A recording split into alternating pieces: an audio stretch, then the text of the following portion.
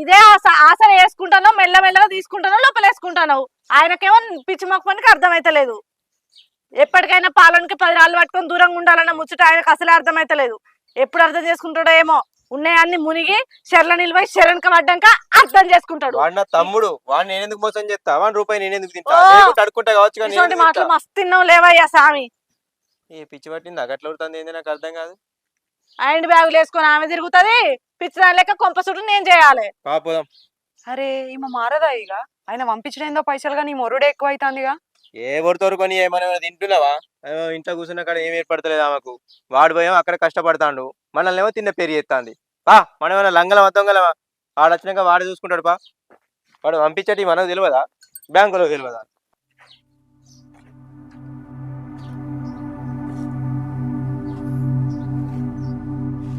Hello Shiva అన్న మంచిగున్నావా?